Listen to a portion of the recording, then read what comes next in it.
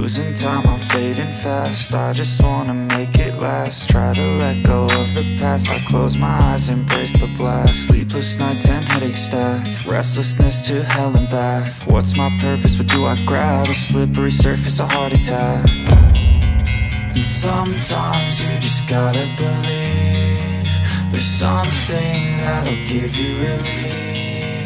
There's something that'll have what you need.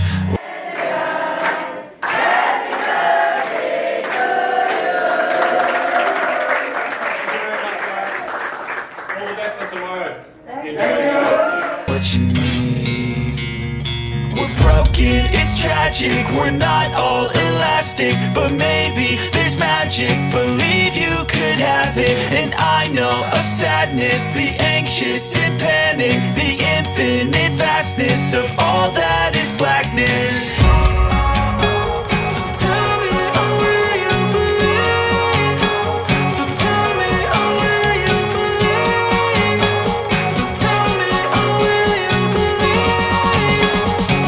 Secara ringkasnya, kita ingin develop the first professional women football club kat Malaysia. When we say professional, maksudnya pemain wanita berstatus profesional yang boleh orang kata menampung kehidupan dia sebagai seorang pemain bola. In terms of level competitiveness, professional kena level technical yang lebih tinggi, tetapi juga dari segi pengurusan pemain, pengurusan kelab.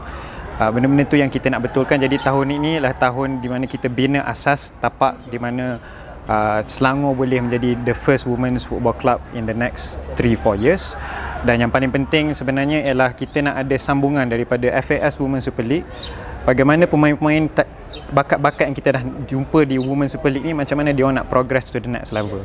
The only way dia nak progress to the next level dengan ada training, dengan ada pengurusan pemain yang cekap, dengan orang kata masukkan elemen-elemen sains, elemen-elemen nutrition, sport science, benda macam tu, dan hopefully kita akan dapat tingkatkan kualiti permainan, kualiti pemain dan juga kualiti kelab. So itu kita punya jangka masa panjang punya plan lah. Tuan boleh cerita tak kenapa Selangor willing untuk spend dan invest ke atas benda ni semua, sedangkan banyak tim lain yang belum ke arah ni, dan apa faktor utama yang menyebabkan Selangor dah mula dulu? Kalau saya boleh clarify lah, kami bukan pemula. Sebenarnya bagi saya pemula sebenar ialah Negeri Sembilan Football Club. Dia orang actually investment lagi besar daripada kita. Tapi kalau kita nak menggunakan alasan investment dan resources yang kecil untuk bermula, sampai sudah susah nak dapat.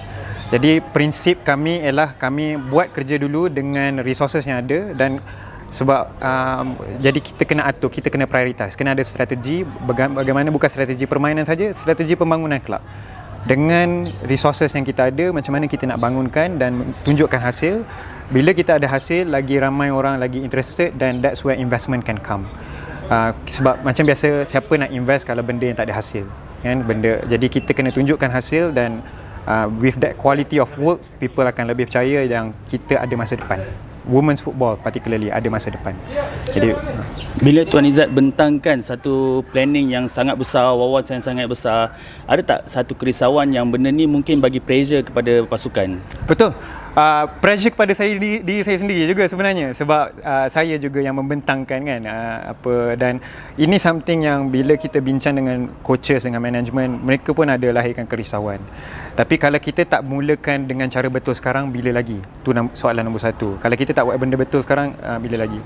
Dan nombor dua ialah sebab tu penting untuk kita sampaikan kepada parents, kepada ekosistem, mana-mana media, kepada association, apa perjalanan kita, supaya bila ada kekurangan di mana-mana, daripada hanya sekadar mengkritik atau memberi pendapat yang orang kata tak konstruktif, mereka boleh menyumbang ke arah memberi idea. Sebab saya sendiri tak tahu semua benda. Kita perlukan buah fikiran, perlukan lagi penyertaan daripada semua pihak yang berminat dalam bola sepak, bagi idea yang menarik, seperti contoh macam mana Harimau Malaya bagi expose tentang penggunaan data dalam bola sepak. Jadi itu something yang sebenarnya kita perlukan lebih banyak lagi benda macam tu untuk sama-sama bangunkan bola sepak. Sebab kita tak boleh basically stupidity is doing the same thing by expecting different result. Kita tak boleh buat cara sama, kita kena cuba cara baru. Gagal ataupun berjaya, kita kena buat dulu baru kita tahu sama ada benda ni berjaya atau gagal. Tak buat sampai sudah kita tahu. Okey, saya paling tertarik tentang plan untuk aim untuk 2025 layak ke AFC Women League. Okey, itu memang something yang sangat besar, tapi memerlukan kerja yang hard work yang lebih lah. Betul. Dan perlu maintain untuk jangka masa panjang. Jadi apa langkah-langkah yang sekarang boleh pihak pengurusan aturkan untuk pastikan benda ni akan terus ke arah landasan yang betul?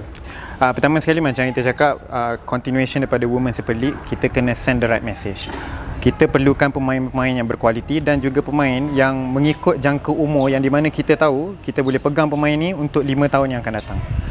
Tak ada guna kalau kita ambil pemain yang walaupun dia bagus tapi dia berada kalau dalam sport science ataupun dalam football history ni, kalau pemain yang berumur 30 tahun ke atas patutnya dah reach retirement age kan. Tapi bukan kata dia orang tak ada contribution, they can contribute with something else lah, experience, intensity.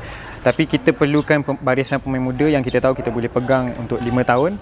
Dan pengurusan pula perlu pastikan dalam masa 5 tahun tu kita boleh jaga pemain punya kebajikan, kita boleh jaga pemain punya motivasi supaya mereka terus meningkatkan lagi prestasi mereka, terus berada bersama klub. Sebab kalau pembangunan akan berhenti kalau tiba-tiba dia main Selangor tahun ni, tahun depan dia main klub lain, tahun depan lagi dia main klub lain. Jadi kita pun kena make sure kita punya module training kena strong, module training kita kena be effective, game plan kita kena strong, dan yang paling penting ialah bila kita dapat duit investment, kita kena manage betul-betul, invest in something yang proven and effective. Bukan sekadar gimmick, bukan sekadar orang kata spend sebab klub lain buat. Kita kena tengok klub lain buat, kita kena study apa success story dan analyse apa kelemahan dan gabungkan kedua-dua. Kita boleh belajar sikit-sikit daripada setiap klub yang berjaya. Banyak actually success story, klub social, klub amatur, klub semi pro dan pro yang kita boleh ambil, kita bagi contoh dan terapkan dalam Selangor. Okey, soalan terakhir saya, sasaran of course jadi juara tadi kan, ada mention kan. So dengan skuad yang sedia ada, adakah ia sasaran yang realistik? Bagi kami kat Selangor, we will always play to win. Kita tetap akan bola sepak especially dalam kompetitif, kalau you awal-awal you masuk padang you dah kata you tak nak menang, you akan confirm menang. So kita kena target menang dulu. Tapi sasaran realistik kami ialah kami ingin menjadi top 3 clubs di PTSR. Saya rasa the last time Selangor menang Piala Tun Sharifah Roziah is 1985 tak silap saya. So dah lama.